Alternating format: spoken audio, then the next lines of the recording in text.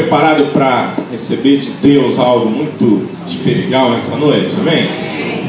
Eu estou muito feliz, animado, aberto. Eu não sei o resultado disso aqui, porque é um negócio muito diferente para mim que aconteceu hoje, mas muito animado. Deixa o som aqui, por favor. Obrigado. Estou muito animado, muito feliz e sei que Deus vai fazer coisas tremendas nessa noite aqui. A gente nunca sabe o resultado de uma ministração, de uma pregação. Está melhor? Aleluia. Acho que não. Negativo. A gente nunca sabe. Aqueles que ministram a palavra, eles não entendem o que eu falo. A gente sobe aqui, a gente fica nervoso, dá frio na barriga, dá tremedeira. Isso continua acontecendo com a gente. O tempo não cura isso, a gente continua, porque isso aponta para a dependência de Deus. Dependência de Deus. Então, e a gente também nunca sabe qual vai ser o final, qual vai ser o fechamento de tudo que Deus tem para nós nesse dia. Então, a gente já começa assim para que vocês entendam. Deixa eu falar duas coisas importantes. Primeiro, nós tivemos um complemento do batismo no último sábado. Foi lindo, foi tremendo. O batismo que nós fizemos no dia 29.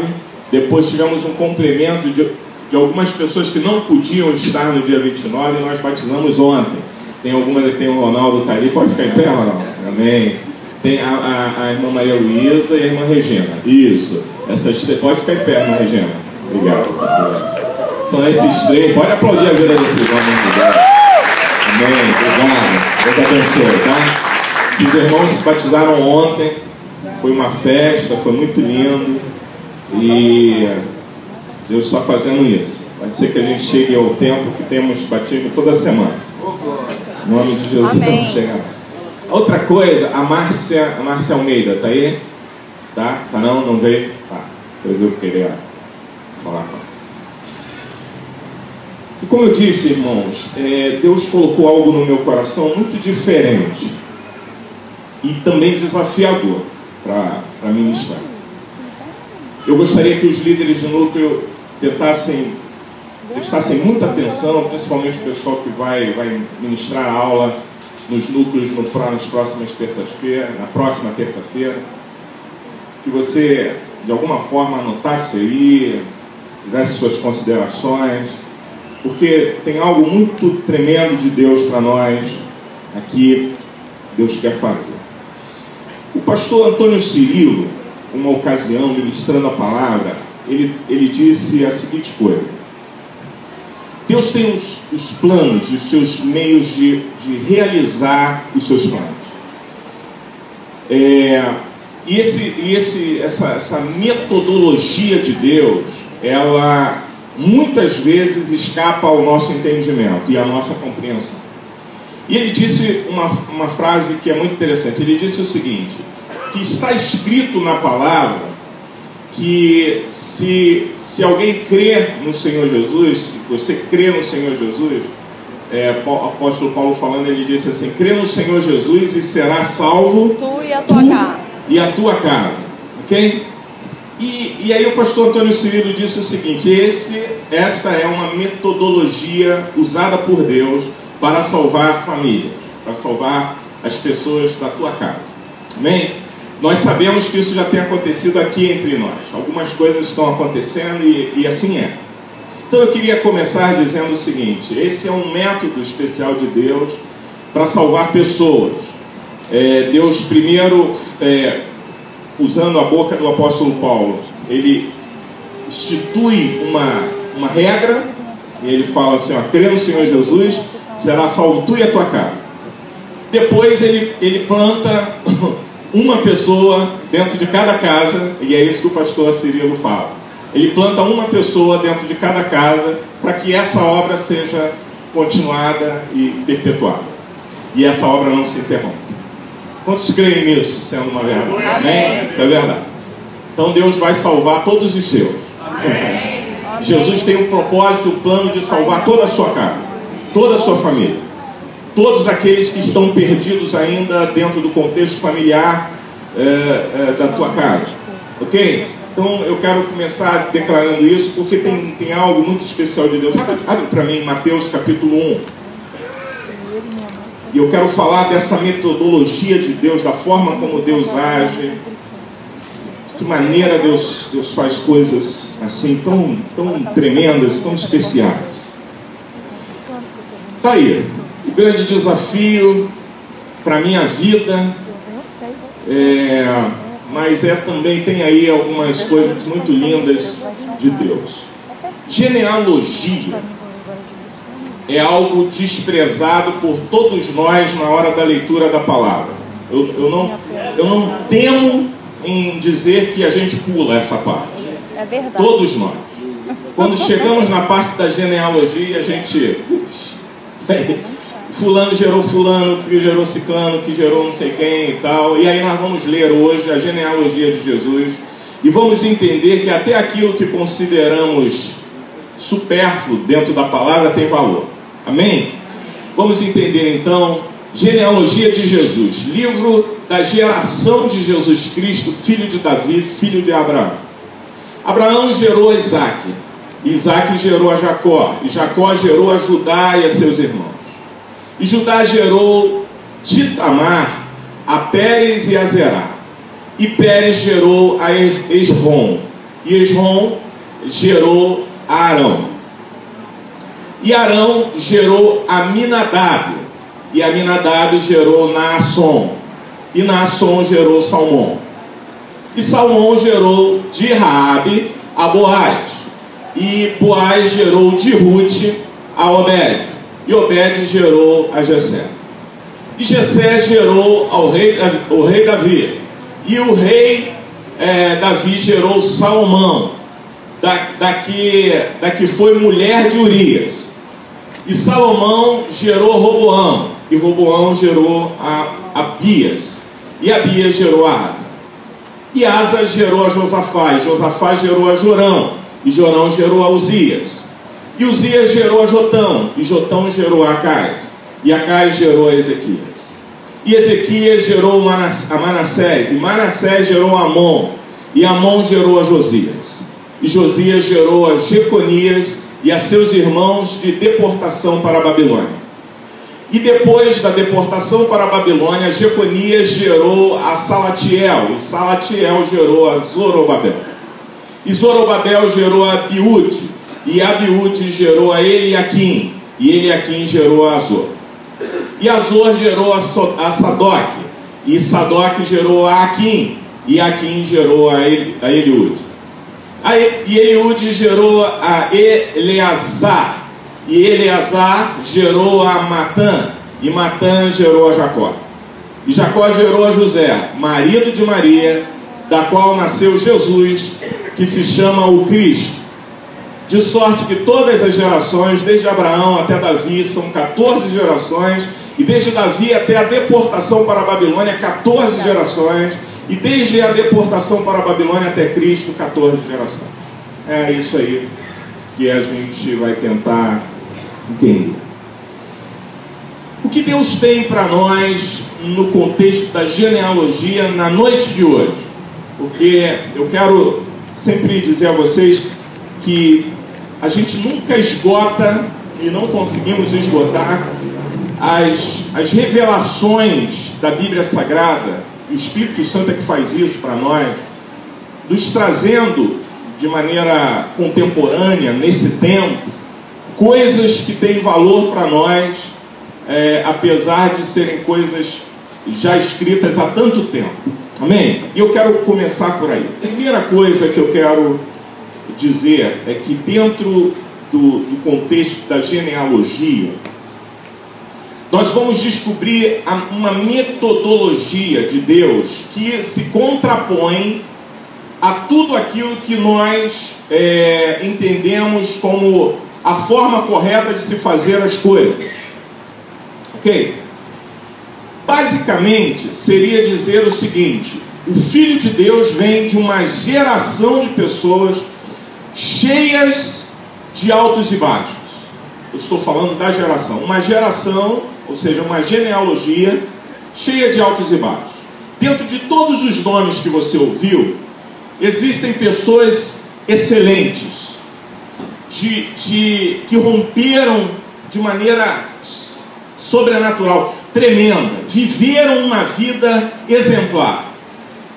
Dentro da mesma genealogia, nesse monte de nomes que nós lemos, tem pessoas que tinham tudo, tinham tudo para serem um nada, e para serem fracassados, e para não continuarem, e para morrerem sem uma história, e para não fazerem parte de história de ninguém. Contudo, nesse texto, estão fazendo parte da história do Filho de Deus, de Jesus. Tem nesse ambiente aqui, só para tentar exemplificar, nesse ambiente aqui, algumas eu conheço a história, algumas pessoas que, se dependesse da sua origem, se dependesse da sua infância, se dependesse do seu contexto familiar, não seriam ninguém hoje. Possivelmente teriam morrido ainda quando criança, até por não terem alimento correto, até por ter sido muito pobres. E parecia, olhando para essa realidade lá atrás, que essa pessoa, essas pessoas jamais seriam alguma coisa. Existem pessoas entre nós, nessa igreja, que quando você olha para a história familiar dessa pessoa, em outro tempo, há poucos dias atrás, e aí eu posso falar que eu acho que nem está aqui, não está aqui, eu estava homenageando uma jovem do nosso meio, que tem tudo. Quando você olha para a realidade familiar dela, ela tem tudo para ser a pior jovem que você pudesse se relacionar. Contudo, o comportamento, a atitude dela entre nós nos constrange. Eu vejo em todo momento adultos mais maduros, pessoas idosas, serem constrangidos pelo comportamento dessa jovem, uma menina. Poucos dias atrás estava fazendo 15 anos. Mas, e aí quando você olha para o contexto familiar, sabe, não tem nada para tirar dali. Parece que... Mas aí você vê Deus guardando, cuidando uma vida, porque Ele tem propósitos. Assim como eu comecei dizendo acerca do que o pastor Cirilo falou, né? Deus tem as suas maneiras de fazer as coisas. E Deus começou a mudar a história de pessoas nesse lugar. Existem pessoas nesse lugar que não eram nem para estar vivas, mas Deus mudou a tua história, e isso tem uma razão. E é aí que eu quero chegar. Você, Júlio, você, pastor Marcelo, você, pastora Cláudia, Márcia, Domingos, Bira, Putinha, Júlio, enfim, todos nós que estamos aqui, Deus tem um propósito para a nossa existência.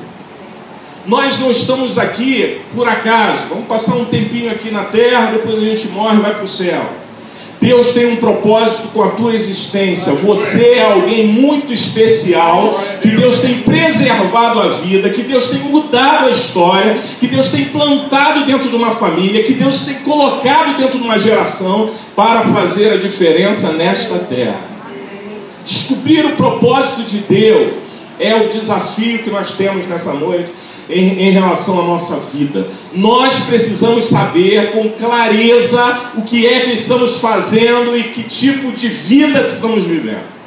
Tem gente que está vivendo, e nessa noite nós vamos ser despertados por isso, tem gente que está vivendo uma vida medíocre, uma vida como se Deus não fosse Deus, como se você não fosse filho dele, como se você também não tivesse nenhum propósito, como se Deus também não tivesse nenhum propósito para com a tua existência. Mas nessa noite o Espírito Santo grita neste lugar para dizer: opa, você, seja você quem for, você que veio a esse culto, você que sentou aqui numa dessas cadeiras, eu tenho um propósito para com a tua existência. Você não vai viver simplesmente por viver. Eu quero realizar algo através da tua vida.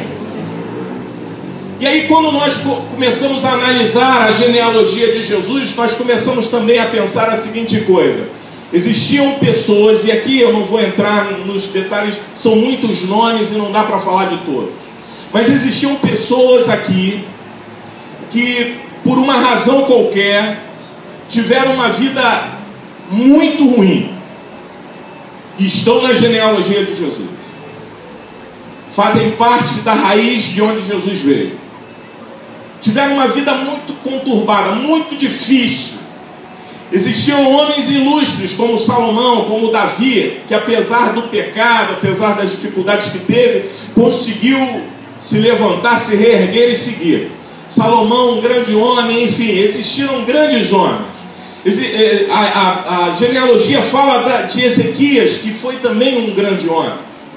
Mas o filho de Ezequias já foi um homem terrível, porque Manassés, segundo a palavra, ele foi um dos piores reis que Israel teve, porque ele conseguiu negar a Deus ao extremo. Então ele foi maligno, foi terrível. Contudo, está no contexto da genealogia de Jesus. Mas o que mais me chama a atenção, amados, são 4 mulheres que aparecem nessa genealogia. A primeira é Tamar, e eu quero falar especificamente dessas 4 mulheres. Perdão, vou falar de 3, porque uma a gente não tem referência para falar, mas 3 delas nós temos. E eu quero começar por Tamar. A palavra de Deus diz, volta lá, Julinho, lá no início, onde está escrito sobre Tamar. Vai, volta. Aí. E Judá gerou de Tamar. Preste atenção. Primeiro, contexto de genealogia, os homens é que eram contados, as mulheres não eram. As mulheres já partiam de um princípio desfavorável, não entram em contagem de genealogia. Ou seja, se fala, isso na cultura judaica, se fala dos homens, e os judeus levavam muito a sério esse contexto de genealogia, de origem familiar, né? De sobrenome, essas coisas que a gente sabe que até hoje existe, né? Quando eu ouço um sobrenome semelhante ao meu, Nascimento, opa, deve ser da família, né? Oliveira, deve ser da família. Enfim, você vai se achando, buscando se encontrar. Os judeus levavam isso muito a sério. Só que os judeus não contabilizavam as mulheres, né? As mulheres aqui são tremendas. E a gente aprendeu que mulher, em vários aspectos, é melhor que homem. Em vários aspectos. Lindo. Mas as mulheres não eram contadas, apesar de terem o seu valor. Desde essa época elas não eram contadas. Mas aqui, nesse texto, por exemplo, a Bíblia diz assim: e Judá gerou de Tamar, porque Judá não conseguiria gerar sozinho, né? Esse é o primeiro ponto. Gerou de Tamar, gerou de uma mulher chamada Tamar. E aqui, em todos os outros que geraram, a Bíblia não fala de fulano que gerou de fulana alguém, mas de Tamar fala. Tamar era alguém diferente. Tamar era alguém especial. Aí quando você vai ler sobre Tamar, e esse texto você pode anotar, não leia agora porque não vai dar tempo, está lá em Gênesis capítulo 38, e você pode anotar para ler depois na sua casa. Quando a Bíblia fala de Tamar, quem era Tamar, a gente começa a entender que o contexto de genealogia na Bíblia Sagrada tem um fundamento espiritual tremendo e um ensinamento tremendo para nós. A primeira coisa que eu descubro é que Deus começa a usar até situações desfavoráveis para cumprir o seu propósito.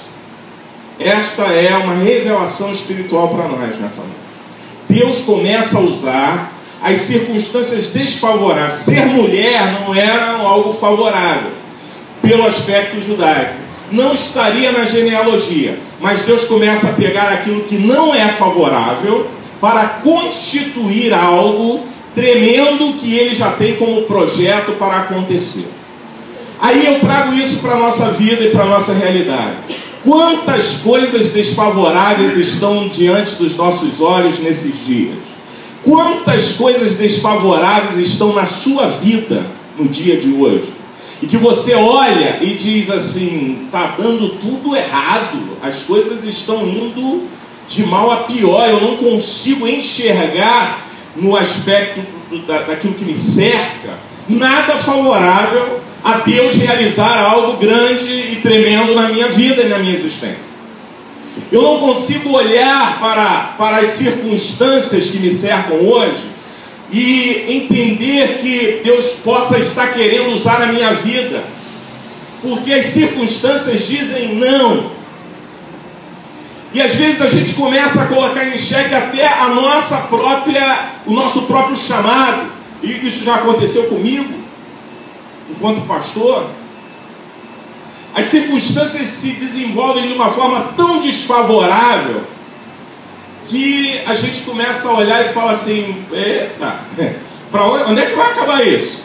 Quando a gente acha que as coisas vão melhorar, as coisas pioram.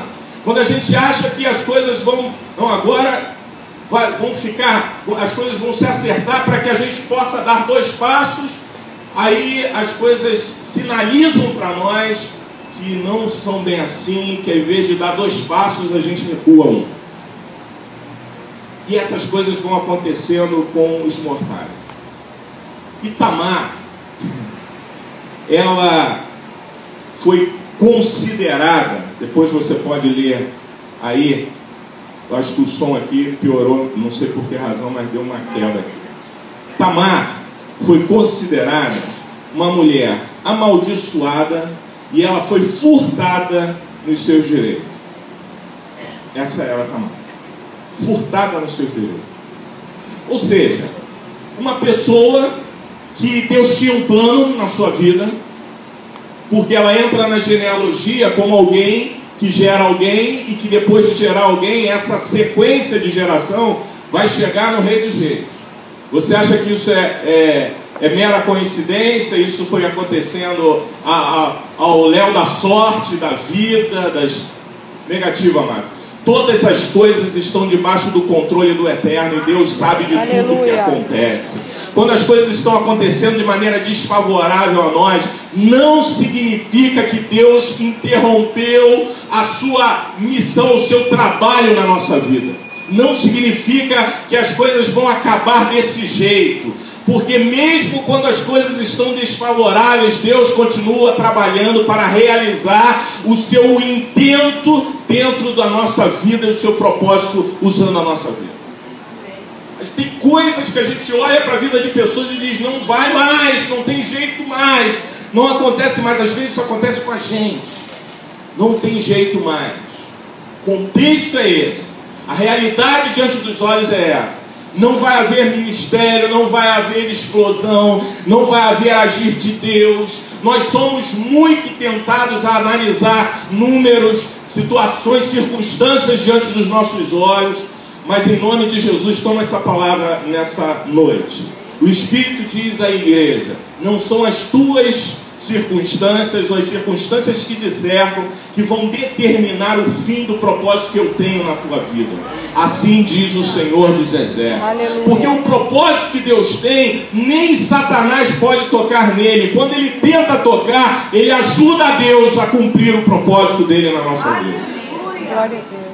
Isso é uma verdade, porque quando a gente olha para a vida de Jó, a gente vê isso. E Satanás vem com o intento de arrebentar e de destruir.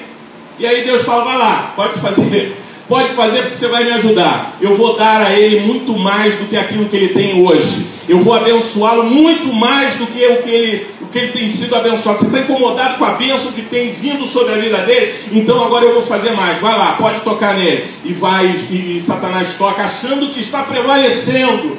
E o Espírito diz nessa noite para nós, muitos de nós estamos achando que o inimigo está prevalecendo contra a nossa vida, mediante as circunstâncias que se manifestam. Mas eu estou te dizendo que Deus usa até Satanás para favorecer os seus, para fazer com que os seus propósitos na nossa vida jamais sejam alterados. Ele tem todas as coisas diante do seu controle, nas suas mãos. Tamar era alguém que poderia desistir da vida. Para que você tenha uma ideia, Tamar era uma mulher e ela não teve filhos do seu primeiro casamento. Isso aponta para frustração. Frustração. Mulher naquela época sem filho era totalmente frustrada. E era inclusive motivo de chacota. Não tem filho, não gera nada, é mesmo?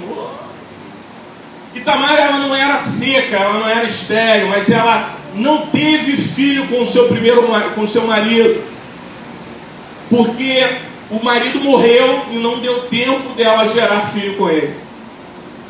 Era para ser quem? Uma pessoa frustrada, destruída, arrebentada, não deu certo, o casamento que eu sonhei que eu ia gerar um monte de filho não aconteceu. E aí as situações que se desenharam na vida de Tamar eram as piores. Era para alguém sentar, chorar, esperar a morte e acabou, não tem mais jeito. Meu marido morreu, me torno uma viúva e não tenho filhos.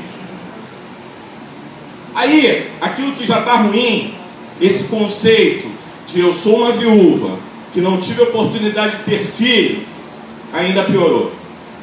Porque, segundo a lei judaica, existia uma lei que era a lei do cunhado, que ela tem um nome esquisito, vitelanar, liverato, é um nomezinho esquisito. Mas para traduzir para você, era uma lei do cunhado, que era o seguinte: se o teu irmão casou, falando com os homens, teu irmão casou e ele morre. Ele morreu, você herda a esposa dele e vai ter que casar com ela e vai ter que perpetuar a espécie, a raça do teu irmão, né, dando a ele toda a honra dos filhos que viriam depois. Ok? Aí Tamar fica viúva. O que acontece? Ela casa com o irmão do seu marido, com o seu cunhado. Casou com ele, gostando ou não, tá, mas era lei. Não tinha essa, estou apaixonado, estou amando, nada disso. Era lei. Vai casar com o cunhado, mesmo que ele seja ruim. Coitado vai casar com ele. O cunhado, vai casar com o cunhado. Coitada de mim. Ela casa com o cunhado. Para piorar a situação que já estava ruim, ou seja, casou com o primeiro morre, não deixou filhos, ela casa com o cunhado, é amparada pelo cunhado, aí o cunhado morre. Então o que estava ruim, piorou. E é assim que acontece muitas vezes na nossa vida. E já era a hora dessa mulher parar e pensar o seguinte: eu desisto. A vida perde sentido, porque ter filho era algo muito especial para a mulher. Ter um marido era a certeza, a segurança, a garantia de uma existência, de poder ser contada entre o povo. Porque sem marido, mulher não tinha direito a nada. Não era nada. Aí, ela fala, o irmão que morreu, o segundo que morreu, tinha um outro irmão. Era mais novo. Mas aí o pai diz o seguinte: negativo, agora chega, você já matou 2. O terceiro você não vai matar. Então ele não pode casar. A desculpa do pai é o seguinte: ele é novo demais, não pode casar. Vem cá, meu filho. Essa mulher é maldita, essa mulher é amaldiçoada. Essa mulher é terrível. E aí, amados, isso para mim entra num contexto assim, de que tudo que é desfavorável na nossa vida não é e não vai ser empecilho para Deus agir e trabalhar no propósito que Ele tem para nós. Eu queria dizer isso para você que veio aqui nessa noite. Se você não lembrar de mais nada do que eu disser aqui, até porque genealogia é algo muito difícil de se falar, mas eu queria que você entendesse isso aqui. Todas as coisas desfavoráveis que acontecem ou que estão acontecendo na sua vida ou que aconteceram lá atrás, aconteceram na sua família, o divórcio dos seus pais, a doença da sua mãe, a pobreza que você enfrentou, todas estas coisas não são capazes de impedir aquilo que Deus tem para a tua vida, para a realização da obra de Deus na tua vida. Não são capazes de deter, porque Deus pega aquilo que não é e faz ser. E é isso que o Espírito manda te dizer. Ele pega o que não é e faz ser. Ele traz à existência coisas que não existem para que os propósitos da tua vida sejam cumpridos. Amém. Que coisa linda isso. Que coisa tremenda. E aí Tamar agora não é só mais uma mulher viúva que perdeu o seu marido antes de ter filho. Agora ela é uma mulher maldita. Ela passa de um contexto de viuvez para um contexto de maldição. Estava debaixo de uma maldição, por quê? Porque agora ela não só perdeu um marido, mas perdeu dois. E o terceiro, o pai, o sogro dela no caso, não quer deixar que ela se case. Então, tudo aquilo que parecia que daria certo na vida de Tamar começa a afunilar para um lado que parece que não vai ter jeito, não vai ter continuidade então da família, ela não tem como ter outro filho, começa a ficar escasso todas as possibilidades, e Deus não age com abundância de possibilidades, Deus age na escassez das possibilidades. Eu queria dizer isso para você, Deus age na escassez. Quando você vê que não há mais possibilidade, que a escassez, você olha para um lado não tem jeito, olha para o outro não tem jeito, Deus vai agir na escassez das possibilidades.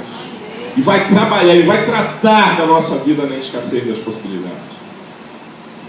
E aí essa mulher, agora com um problema tremendo, o segundo marido morre, está viúva pela segunda vez, não tem filhos, mas Deus tinha um plano para a vida dela. Você vai fazer parte da genealogia do meu filho Jesus. Você vai fazer parte da genealogia do meu filho Jesus. Deixa eu falar uma coisa para você. Deus tem planos para a tua vida. Deus tem planos para a tua vida. E os planos de Deus não serão frustrados por nenhuma circunstância dessas que estão abatendo você. Deus tem planos na sua vida. Ele tem planos, Ele faz planos acerca da nossa vida e tem os seus meios de fazer acontecer. Nós não entendemos, nós não sabemos, nós não compreendemos muitas vezes, mas Ele tem planos e Ele vai realizar os seus planos. Ele olha para Tamar, eu imagino Deus do céu olhando para Tamar e dizendo: Tamar, você acha que acabou tudo, mas eu estou te dizendo, não acabou, porque do teu ventre ainda você há de gerar gêmeos. Ou seja, vai haver aquilo que o teu coração sonha, mas não só do tamanho que o teu coração sonha. Eu vou fazer, eu vou realizar, estou pensando eu, na forma de Deus olhando para Tamar, eu vou realizar na tua vida algo infinitamente maior do que aquilo que você pensa. Aleluia! Você quer ter um filho? Eu vou te dar dois. Aleluia. Judá gerou de Tamar a Pérez e Zerá. E Pérez gerou a Hezron, e Hezron gerou. Eu não vou te dar só o que você está pensando que eu vou te dar, diz o Senhor. Eu vou te dar além do que você está pensando. Aleluia! Eu vou fazer na tua vida não só o que você está pensando, porque os teus pensamentos, segundo aqui o que a palavra diz, os nossos pensamentos, eles estão tão distantes dos pensamentos de Deus como a terra está distante do céu. Então, o que Deus tem para você, o que Deus tem para nós é infinitamente maior do que aquilo que pensamos, do que queremos ou do que pedimos, porque Ele é Senhor para realizar isso. Então, a primeira linda obra que é manifesta na genealogia de Jesus, uma das obras lindas que acontece na vida dessa mulher. Tamar, que encontra de Judá era o sogro. Deixa eu explicar como é que essa história termina. Judá era o sogro. O sogro não queria mais que ela casasse com o filho. E aí ela dá um jeito de se deitar com o sogro. Articula, faz lá o jeito dela, e o sogro não a reconhece e se deita com ela e gera. Se a gente olhar pelo aspecto humano, nós vamos falar assim: ela não agiu corretamente, teve algo de muito grave, muito errado. Mas eu quero olhar pelo aspecto espiritual das coisas. E eu quero te dar essa palavra porque a última mulher da qual eu vou falar disso também. Até quando a gente erra, até quando a gente erra, até quando a gente traz no coração uma certa culpa, Deus continua sendo Deus para realizar os seus desígnios na nossa vida. Quando a gente erra, a gente acha que já é. Mas até quando isso acontece, as misericórdias do Senhor, diz a palavra, as misericórdias do Senhor são a causa de nós não sermos consumidos. Ainda que ninguém te entenda, ainda que ninguém compreenda você, Deus continua olhando para a tua vida e dizendo: os meus planos e os meus propósitos estão firmes e eu vou continuar trabalhando para realizá-los na sua vida. A segunda mulher que é citada é Ruth. Ruth tem aí um livro na sua Bíblia chamado Livro de Ruth, e ela está aí um pouquinho mais à frente. Vamos lá.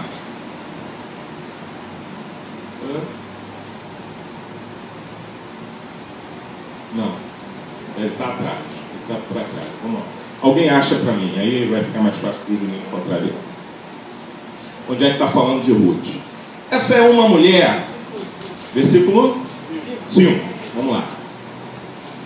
E Salomão gerou de Raabe, que é uma outra mulher, e essa eu vou deixar para o final para a gente discutir sobre isso, a Boaz. E Boaz gerou de Ruth, essa assim, de Ruth, a Obed, e Obed gerou a Jessé. Deixa eu falar de Ruth. Ruth era uma mulher que ela também, a semelhança de Tamar, ficou viúva. Só que assim, a característica da vida de Ruth, e essa é uma característica que muitas vezes a gente acha que ela é facultativa, ela é definitiva para impedir alguém ser usado por Deus. Ruth era pobre. Ruth, ela, quando se casa e que o filho que ela se casou, filho de Noemi, da sua sogra, ele morre, Ruth é liberada pela sua sogra para voltar para a sua família. Ruth não faz isso. Ruth fica com a sua sogra, decide ficar com ela e paga um preço por isso, porque ela era pobre, ela tinha que trabalhar e ela sustentava a si e a sogra. Era um preço alto, mas de gente que Deus ia usar. Ia usar para inserir no contexto da genealogia de Jesus. E às vezes, eu quero abrir um parênteses, porque no contexto de Ruth a gente tem pouca coisa para falar sobre o aspecto dessa realidade, mas eu queria abrir um parênteses para falar dessa coisa da pobreza.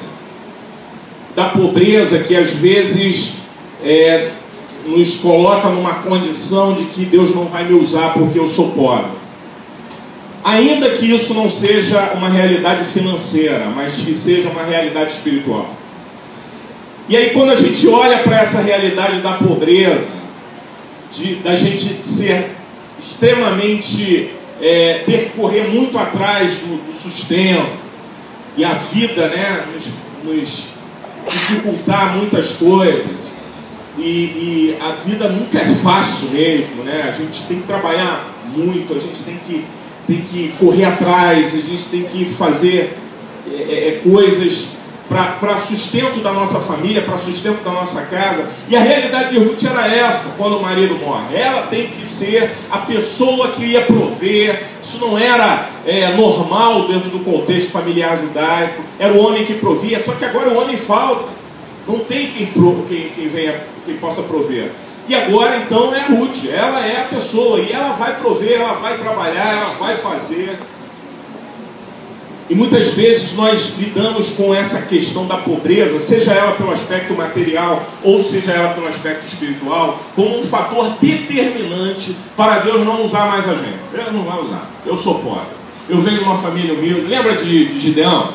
Gideão, quando é chamado, a palavra de Deus diz assim: olha, Senhor, tem certeza que sou eu? Eu sou pequeno, eu venho de uma família pequena, uma família simples, uma família humilde, uma família assim, sabe?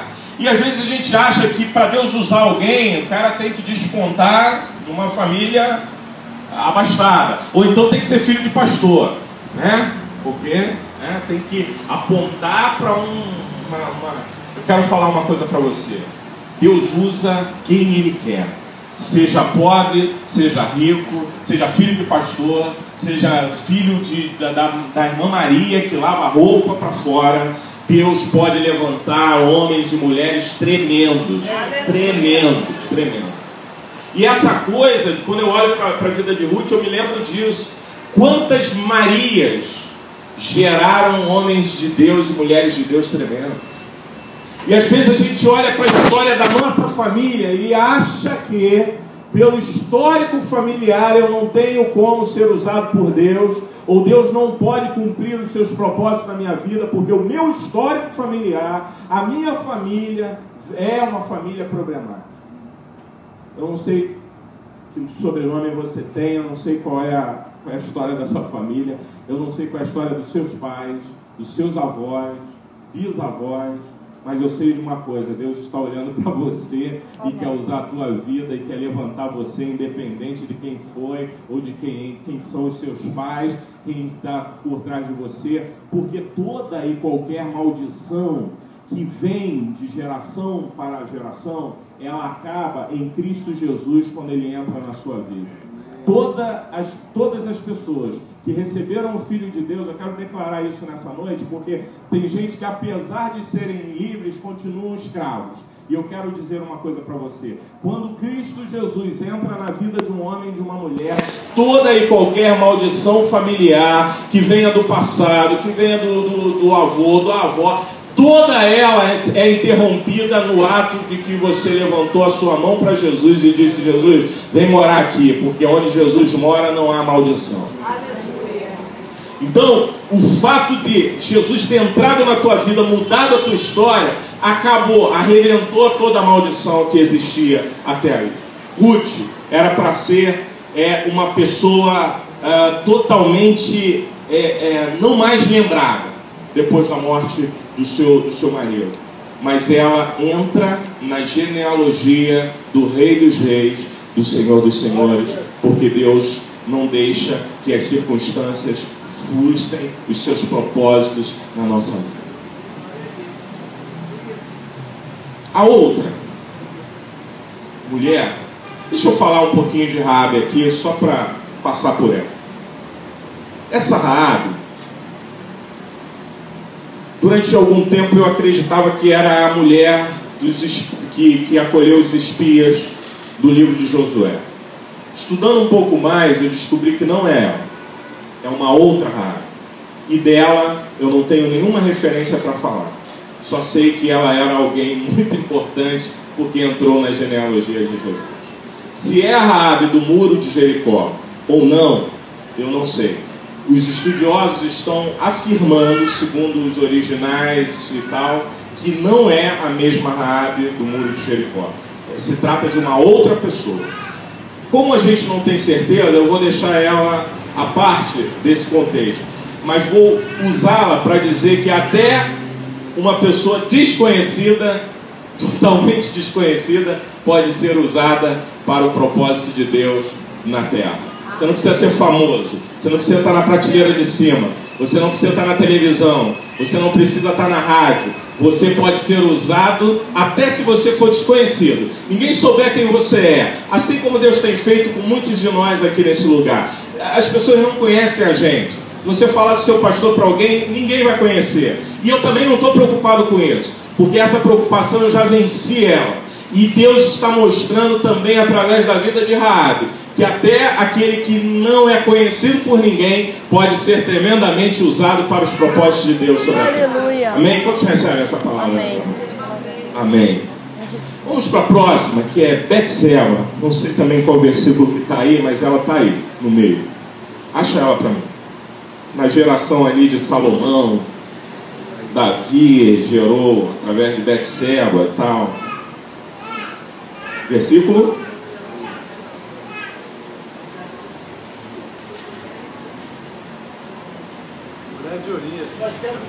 Versículo 6, é isso aí. É isso aí. Então vamos lá. É interessante a Bíblia colocar Betseba nessa história, né? Porque Betseba, ela surge na história num contexto de adultério. Quando a gente fala de Davi, normalmente nas nossas pregações, nós poupamos Betseba, porque identificamos que ela foi a menos culpada no processo todo. Contudo, Betseba pecou, traiu o marido, adulterou com Davi. Ok? Essa é a referência que tem da mulher de Urias aqui, referente a Betseba. Jessé gerou o rei Davi, e o rei Davi gerou a Salomão, da que foi mulher de Urias. Aí eu parei aqui um pouco para pensar. E o Espírito me fez entender, me fez lembrar, e eu lembrei muito da minha vida e da minha história. Porque se tem coisa que nos trava, pode de alguma forma nos travar até no psicológico, é quando há um pecado, e esse pecado se chama adultério, porque existem vários outros pecados relacionados na palavra e que os homens cometem, muitos deles nem se arrependem, contudo esses não são considerados tão pecado assim, tão cabeludos assim. Mas quando se trata de adultério, é algo que nos choca, porque é pecado contra o próximo, é pecado contra Deus, é pecado, envolve mais gente, e entra a família, e entra uma série de situações. E aí eu estava meditando nessas mulheres que Deus fez questão de relacioná-las, usando Mateus para escrever acerca da genealogia de Jesus, e aí entra Betseba, que Mateus também não esconde, ou Deus não esconde, que foi ela sim a mulher de Urias. Porque poderia ter sido escrito da seguinte forma: Jessé gerou ao rei Davi, e o rei Davi gerou Salomão. E ponto, e segue a vida, e vamos lá. Né? Aí a Bíblia diz assim: gerou Salomão da que foi mulher de Urias. Aí o Espírito fez arder no meu coração uma palavra para te trazer nessa noite. Onde abundou o pecado, superabundou a graça. Aleluia! E Deus faz, e Deus transforma, e Deus usa pessoas que não mereciam ser usadas. Deixa eu te falar isso de novo. Pessoas que não mereciam ser usadas. Quando você olha pelo aspecto humano, essas pessoas já deveriam ter sido riscadas do contexto de igreja, do contexto de exemplo para qualquer um, de contexto de qualquer coisa. Aí Deus pega a nossa vergonha e traz e transforma em dupla honra. Aleluia. E faz essa obra porque Ele quer.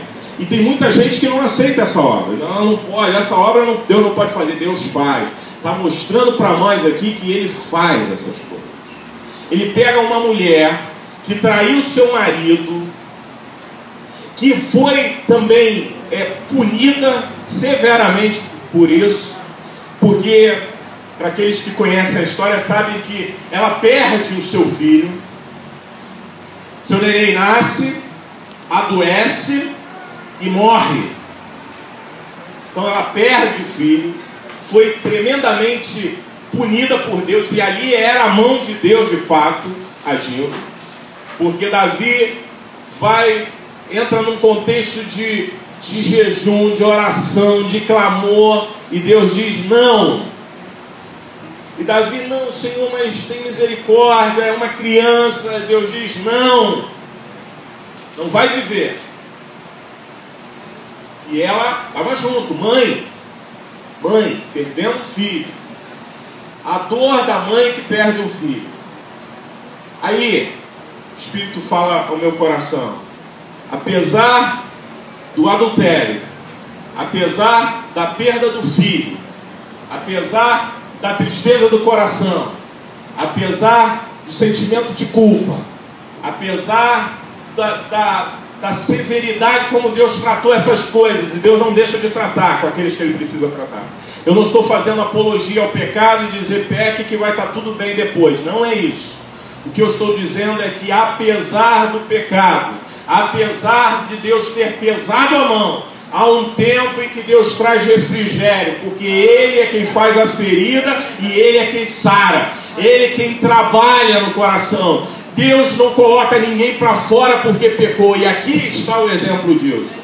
Uma vez havendo um arrependimento, Deus gera do interior, do ventre de uma mulher que era chamada de adúltera, Deus gera um homem que seria depois um grande e tremendo homem, que foi Salomão. Deus é capaz de fazer de pessoas que não eram para ser nada, por causa do seu pecado, por causa da sua estirpe, por causa da sua maneira de agir, por causa das suas escolhas. Deus é capaz de levantar homens tremendos e mulheres tremendas, apesar desses problemas. E eu quero encerrar essa ministração dizendo que a genealogia de Jesus me mostra que os desfavoráveis podem ser tremendamente usados por Deus. Se a tua situação de hoje é uma situação desfavorável, seja pelo fato de você entender que a sua vida está debaixo de uma maldição, porque as coisas não fluem, porque não acontece, porque você luta, mas as coisas não acontecem. A exemplo de Tamar, que casou para ter filhos, não teve filhos do primeiro casamento, casou de novo, o segundo também morre. Então parece que as coisas vão dando errado, vão dando errado, vão dando errado, nada flui. Deus tem um propósito na tua vida e vai continuar desejando cumprir esse propósito na tua vida. E o Espírito está dizendo isso nessa noite. Eu queria que você abraçasse essa verdade. Seja você quem for, de onde vier, de onde estiver vindo, Deus tem um propósito de realizar algo tremendo na tua vida e na tua existência. Glória a Deus. Não é isso que você está achando que é uma maldição que está sobre você. E o Espírito não fala coisas ao vento, ele fala às pessoas. Tem gente nesse lugar achando que está vivendo debaixo de maldição porque as coisas não estão dando certo e repetidamente não estão dando certo. Não consegue, não flui, não avança, não rompe. O Espírito está dizendo: eu vou realizar uma obra na tua vida. Amém. Deus vai começar essa obra hoje. Aleluia. Vai começar a realizar essa obra hoje nesse lugar. Amém. Se Ele nos trouxe aqui para ministrar ao nosso coração essa palavra, Deus vai fazer coisas tremendas. Existem pessoas que estão achando que estão vivendo debaixo de maldição. A oração que eu vou fazer não é para que Ele quebre a sua maldição, porque Ele já quebrou na cruz do Calvário. Aleluia. A tua maldição já está quebrada. Eu vou fazer uma oração para que você receba de Deus aquilo que já está feito para você. Que você traga para a sua vida, como uma realidade da sua vida, aquilo que já está feito. Não é o que Deus vai fazer, Ele já fez. Já fez, Ele já te incluiu dentro dos seus planos. O que é melhor, Ele já te incluiu dentro dos seus planos. Se você por alguma razão está se sentindo a menor ou o menor de todos, eu não consigo, eu sou pequeno, eu sou pobre, venho de uma família também sem expressão, eu não venho de linhagem sacerdotal, eu não tenho, sabe, Deus, eu tenho um pai. Deixa eu falar para você um pouco do meu pai. O meu pai, ele veio de Minas Gerais, ele é oriundo de Minas Gerais. Uma cidade chamada Rio Casca. Alguém aqui já ouviu falar dessa cidade? Opa, tem uma pessoa aqui. Glória a Deus, não é tão desconhecida assim. Rio Casca. Fica próximo a Viçosa. Viçosa é uma cidade já maior, tem faculdades e tal. Mas meu pai vem de uma cidade chamada Rio Casca. Meu pai uma vez me levou lá. Já tem tanto tempo que o filme que estava passando no cinema era King Kong. Eu fui lá na cidade do meu pai. A cidade do meu pai, que ele mora, é aquela cidade de interior do estado de Minas Gerais. Uma cidadezinha pequenininha que tem uma rua que entra e por ela mesma você sai. Dá a volta na igreja e sai. É exatamente essa. É assim. O meu pai perdeu os pais, tanto o meu avô quanto a minha avó, ele tinha mais ou menos 5 ou 6 anos de idade.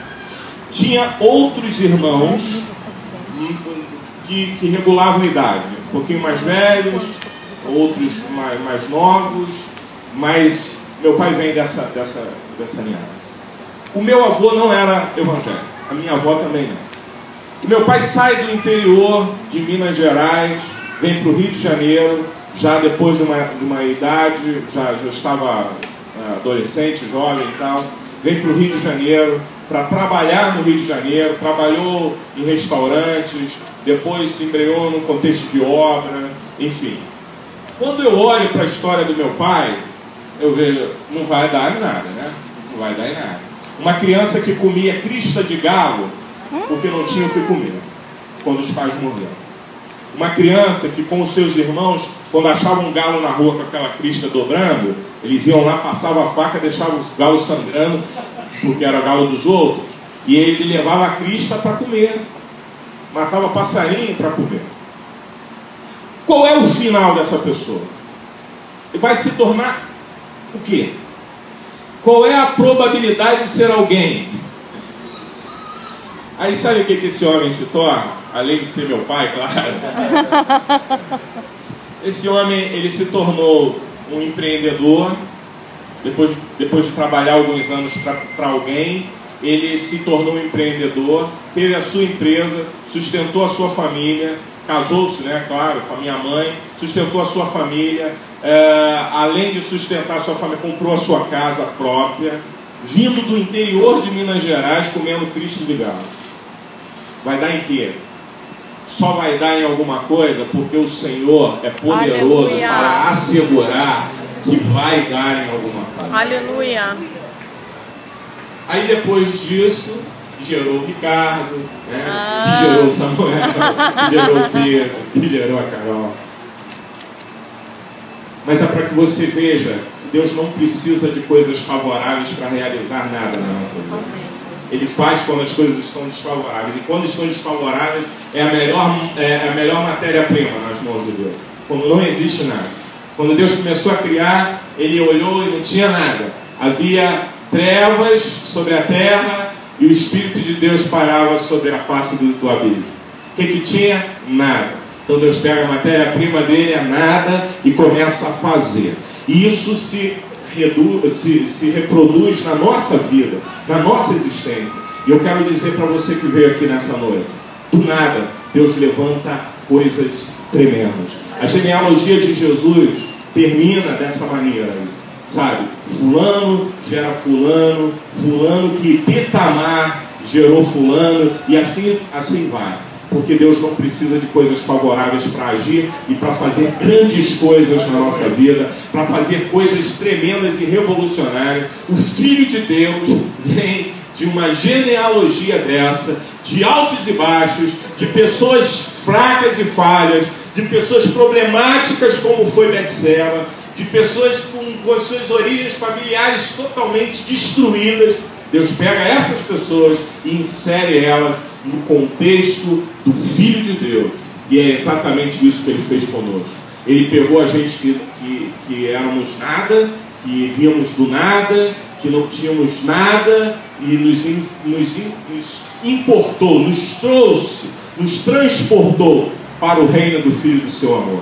E é por isso que vale a pena ser dele. Porque nós não éramos nada. E apesar dos nossos pecados de Betseba e tal, dos nossos adultérios, dos nossos pecados, sejam eles que nome tenham, Deus fez uma grande e poderosa obra de nos inserir de novo no seu reino. Eu quero dizer para você, você está inserido no reino do Filho do seu amor, no reino de Deus, no reino do Senhor Jesus. Você não tem direito de sentar e chorar como alguém que não tem nenhuma esperança. Porque o Senhor dos Senhores está te dizendo nessa noite: eu estou te trazendo para a realização de uma grande e tremenda obra. E assim como eu comecei, eu quero fechar. Esta obra grande e tremenda, seja ela no aspecto ministerial ou não, se ela não for no aspecto ministerial, você tem um campo de missão tremendo, que é a sua casa e a sua família. Assim como eu comecei falando sobre o contexto de crer no Senhor Jesus e será salvo tu e a tua casa, eu quero orar hoje pelas famílias que estão aqui representadas, por pessoas que não têm dentro do seu lar um ambiente espiritual, porque o seu cônjuge, porque o seu filho, porque as pessoas que moram, e você precisa interceder por eles.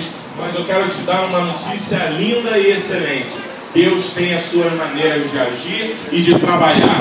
E uma delas, um dos métodos de Deus foi o Senhor Jesus entrar no teu coração e Ele te plantar dentro da família que você está, porque é você que vai fazer toda a diferença lá no teu lar. E aí você diz, não, mas eu não posso, porque eu sofro muito, eu tenho muitas debilidades, porque eu trago comigo um pecado. E aí Deus está te dizendo nessa noite, independente das coisas estarem favoráveis a você ou não, foi esse e é esse o projeto de Deus para a tua vida. Deus te plantou dentro de uma casa, dentro de um lar, e é através de você que Ele vai mudar a realidade da tua casa e da tua família. Estou falando para mulheres que não têm seus maridos aqui. Eu estou falando para homens que não têm suas esposas aqui. Estou falando para filhos que não têm seus pais aqui. Estou falando para pais que não têm os seus filhos aqui. O Senhor te plantou na sua casa e te deu vida para que a vida dele, através da sua vida, seja espalhada dentro da sua família. E nessa noite o Espírito Santo está confirmando essas coisas no nosso coração. Deus vai mudar a realidade das famílias de Novo Tempo. Das famílias dos irmãos que se reúnem nesse lugar. Da família dos irmãos que vêm aqui nesse lugar assistir nesse lugar. E eu creio nisso. Quero orar por você. Você que tem algo a colocar no altar de Deus acerca disso. Eu quero que você venha aqui à frente. Nós vamos orar juntos. Aleluia.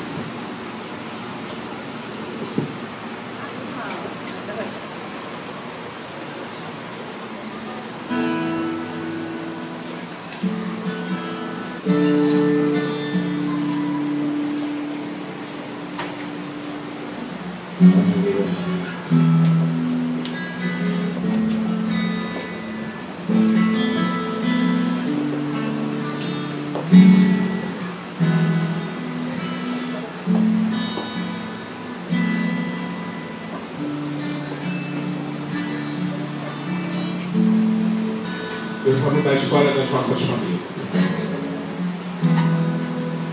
Tem um texto bíblico que eu acho lindo que fala que Ele converterá o coração dos pais aos filhos, dos filhos aos pais. E eu acho esse texto maravilhoso, porque trata-se de uma obra a ser realizada dentro de casa.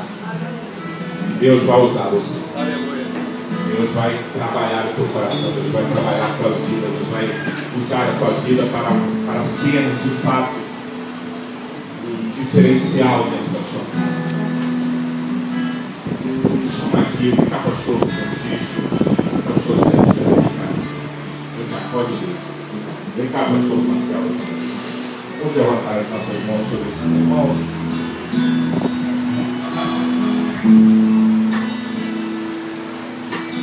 Não há nada impossível para Deus. Eu tenho um irmão, o meu sonho é vê-lo comigo dentro do contexto do reino de Deus. Quando eu olho para as circunstâncias da vida do meu irmão, eu penso que humanamente é impossível. Mas como eu sirvo a um Deus que trabalha com o impossível e que a matéria-prima dele é o nada, e que lá em Lucas capítulo 1, versículo 27 diz que para Deus nada é impossível, eu acredito que Deus está fazendo e vai fazer, e vai completar uma obra que Ele já começou a fazer na vida do meu irmão. Eu sei que Deus vai fazer isso. Deus vai fazer e completar uma obra na vida da tua filha, irmão. Aleluia. Aleluia. Deus vai fazer coisas tremendas na vida do teu filho, irmão. Aleluia. O Espírito de Deus está nesse lugar. Nós vamos levantar as nossas mãos, porque agora é a hora de nós estarmos unidos em oração. Deus tem uma obra nele. Toda a vergonha que um dia os nossos filhos trouxeram a nós, toda a vergonha que um dia os nossos pais nos trouxeram. O Espírito está mandando eu dizer isso. Toda vergonha será convertida em dupla honra. Aleluia. E seremos capazes de ver as pessoas da nossa família vivendo uma nova realidade de vida. Em nome de Jesus, Senhor, seja assim. Porque essa é a vontade de Deus. Porque isso é, e essa é a vontade de Deus. Eu queria que os pastores que aqui estão estivessem profetizando sobre a igreja. Você não precisa deitar, Deus não precisa descer. Então levanta a sua mão daqui, comece a profetizar, por favor. Porque à medida que nós formos profetizando, bilhões serão quebrados. Aleluia. Existem pessoas que estão presas por bilhões e não conseguem se libertar. E elas estão vivendo o mal não porque querem, mas porque estão presas, estão detidas. Mas nessa noite o Espírito de Deus nos mostra que tem uma linda obra para ser realizada com a tua geração, com a tua descendência, com os teus, com a tua família. Deus tem coisas lindas para realizar. Ele vai fazer. Levanta a tua mão com autoridade de Deus nessa hora. Vamos clamar pelos nossos. Clamar sobre os nossos. Oh Deus! Aleluia.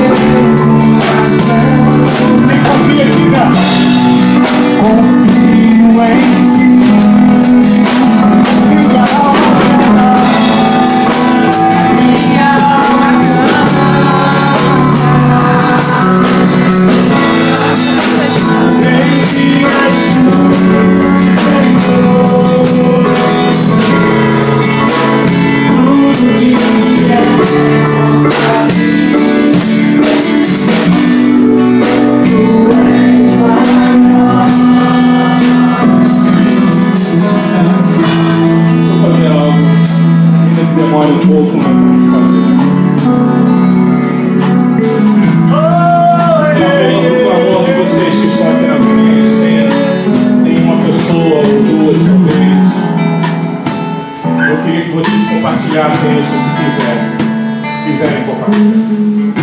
Vocês fossem levantar a mão, levantando a mão e disser: esse é meu filho, é minha filha, é meu irmão, é meu tio, enfim. Por vez, pode começar por aqui, pode começar. A sua filha, a sua neta vai ser o objeto de transformação da sua vida.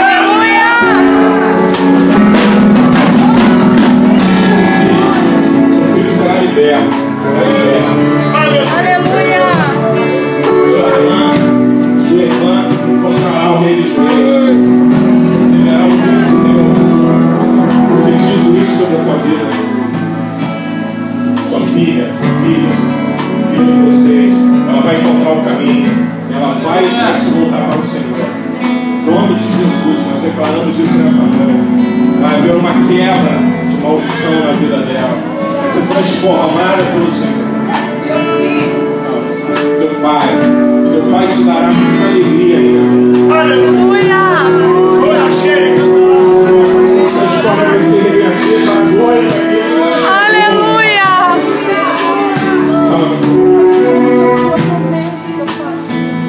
Seu filho e sua filha, Deus vai transformar toda vergonha em honra. Vergonha que te trazem nesse dia vai transformar em honra. Isso, fala, querida. Tua filha e teu marido caminharão contigo um dia para a casa do Senhor. Você e a sua casa servirão. Teu filho vai se arrepender dos seus pecados, vai se voltar para o Senhor. Ele é a herança do Senhor, e a Bíblia diz que nós não teremos filhos para a vergonha. Posso falar? Teu pai, tua irmã e tua madrasta serão alcançados pelo poder restaurador do Senhor. Queria você veio aqui nessa noite, não foi a tua. Deus tem uma obra excelente para realizar na tua casa.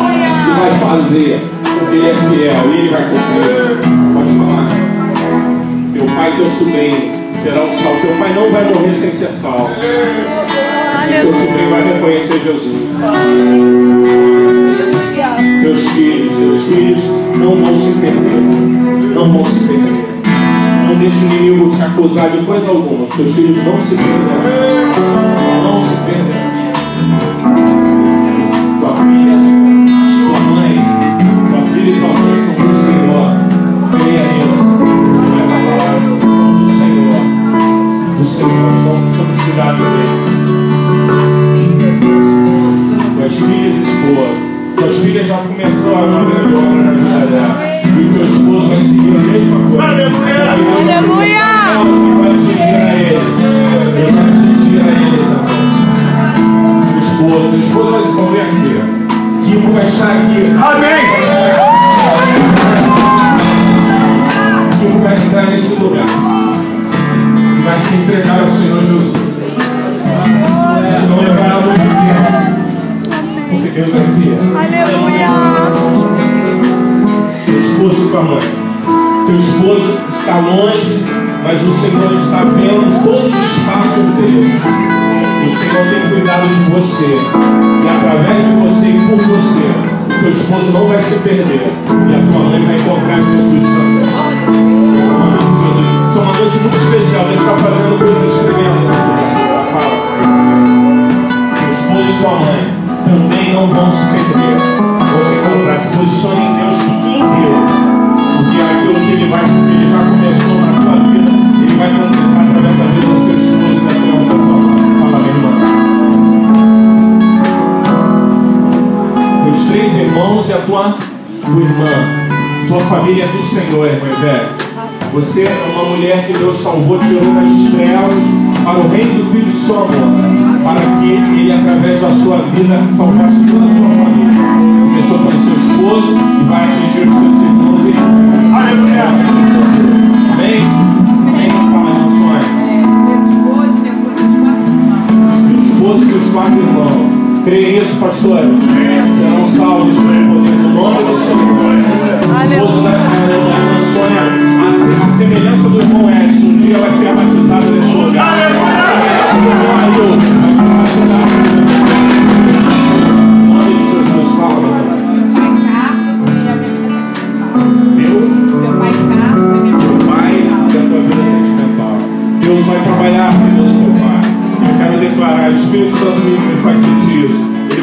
conhecer Jesus, ainda que seja no último dia da sua existência. Ele vai conhecer Jesus. E aí você tem que se posicionar, porque você é a luz naquele lugar. Você, através da sua vida, Deus vai mudar isso. Bem, mãe, quer falar? Quer pedir por alguém? Bem, tá bom. Fala, minha irmã. Seus filhos? 6 filhas.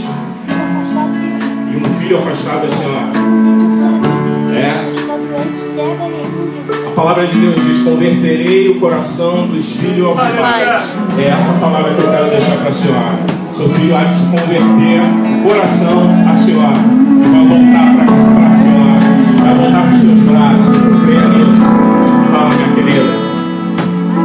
Seu marido. Deus tem uma obra a realizar na vida do Carlinhos. As circunstâncias não dizem ainda o que ele vai ser e aonde é que isso vai dar. Mas também não importa.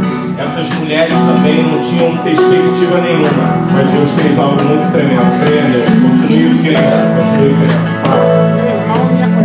Meu irmão e tua cunhada também são pessoas que, através da tua vida, do teu exemplo, do teu posicionamento, vão se encontrar com o Senhor. Ainda que isso demore um pouco, continue crendo, porque eles vão se encontrar com o Senhor. Eles vão se render ao Rei dos Reis do Senhor. Você e sua família também, Marquinhos, precisa ser alcançada pelo Senhor. E você é a pessoa que Deus plantou lá dentro da tua casa, para que eles sejam alcançados. Eu creio nisso. Teu irmão e tua irmã, em nome do Senhor Jesus, eu declaro, Rogério, teu irmão e tua irmã hão de receber o Senhor, hão de alcançar o Senhor Jesus. Tua mãe há de ser restaurada, há de ser trabalhada, há de ser trazida de novo. Porque se você se posicionar em Deus, eu sei que Deus tem essa obra para realizar. Teu pai e tua irmã também são frutos e objetos do cuidado de Deus. Tem coisa, o Espírito está falando comigo, tem coisa que teu pai ainda não foi, porque Deus tem uma obra para fazer na vida dele. Já era para ele ter ido, mas Deus não permitiu. E a tua irmã também vai voltar, mas não vai se posicionar em Deus. Meus pais vão te reconhecer o Senhor. E vai começar pela tua mãe. Porque a tua mãe um dia ela foi no contexto, só que ela saiu. Mas Deus vai usar, vai trabalhar a vida dela, vai usar a vida das tuas irmãs, e o contexto geral vai contribuir para que isso também se cumpra antes do fim da vida dele. Amém? Amém? Teu pai e teu irmão estão em Campos. Meu irmão mora aqui. Deus tem algo a realizar. O teu irmão já conhece o Senhor, né? Já conheceu o Senhor. Está sendo afastado. O teu pai não? Ainda não. Eu quero declarar você e a tua casa. E a tua casa é no contexto geral da tua família, onde servir ao Senhor. E eu profetizo isso nessa noite sobre a vida de vocês. Recebam isso nessa noite. É algo muito diferente do que Deus está fazendo, mas é algo muito verdadeiro. Deus está fazendo isso, é algo muito diferente, mas é muito verdadeiro. Deus vai continuar a obra que Ele começou. E Ele começou e Ele vai cuidar. Ele vai terminar. Ele vai concluir. Quantos creem isso? Levanta a mão assim, glória a Deus.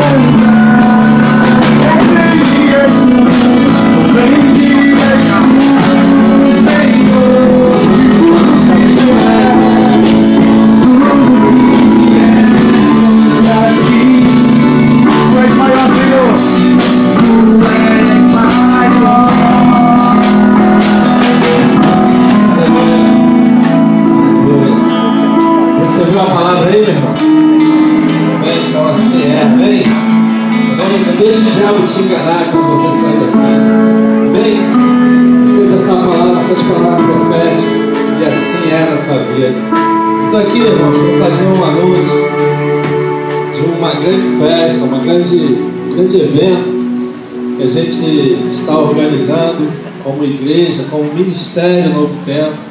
Amém?